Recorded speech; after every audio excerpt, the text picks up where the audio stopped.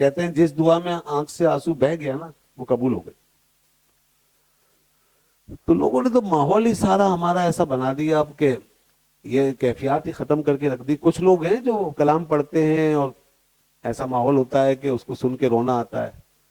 اب تو جب سے یہ پیسہ ویسا آیا نا بیچ میں، پھر پیسے لٹاؤ، کھڑے کرو، بٹھاؤ، اچھلو کودو، ہاتھ ہلاؤ، ناچو، ٹھمکے لگاؤ، یہ سب جب سے چکر بازیاں محفلوں میں آئی ہیں، بے ادبیاں، اس کے بعد سے یہ تاثیریں ختم ہو گئی. ورنہ تو پہلے جب صوفیہ کرام نعت خوانی نہیں ہوتی تھی، قوالی ہوتی تھی، سما ہوتی تھی، تو وہ تو حال و بیت میں چلے جاتے تھے. وہ تو ایسے ایسے معارف ان پہ ظاہر ہوتے تھے اور اتنے بڑے بڑے انقلاب ان کے اندر آتے کہ بعض کی تو روحیں پرواز کر جاتی تھی انہی محفلوں میں. حضرت خواجہ بختیار کاکی رحمت اللہ علیہ جو تھے وہ اسی طرح محفل سما میں ایک شعر پر جان دے دی انہوں نے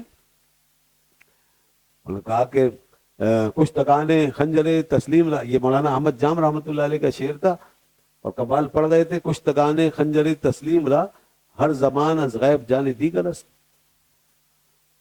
بس اس پہ ان کے اندر ایک وجد پیدا ہوا ہے، انقلاب آیا، تڑپنے لگے. 3 دن تک مسلسل یا 1 ہفتے تک تڑپتے رہے. نماز کے وقت ہوش آ جاتا تھا، پھر اس کے بعد پھر محفل شروع ہو جاتی. یہاں تک کہ اسی شعر پر کہ ہر زمان یہ کچھ لگانے خنجر تسلیم را، یعنی خنجر تسلیم سے جو قتل ہو گئے، اسی پر جو ہے ان کی جان چلی گئی. وہ اپنے آپ کو انہوں نے قتل ہی کر لیا خنجر تسلیم سے، خنجر عشق سے. یہ عالم تھا پہلے محفلوں کا.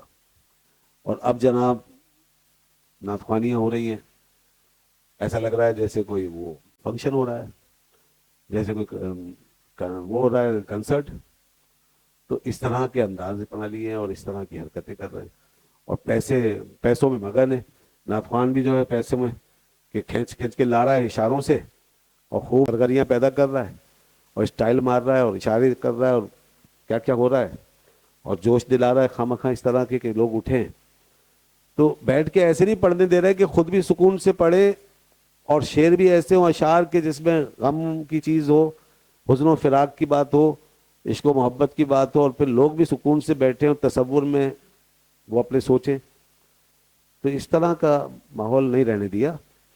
اگر یہ ہوتا تو کیا بات تھی.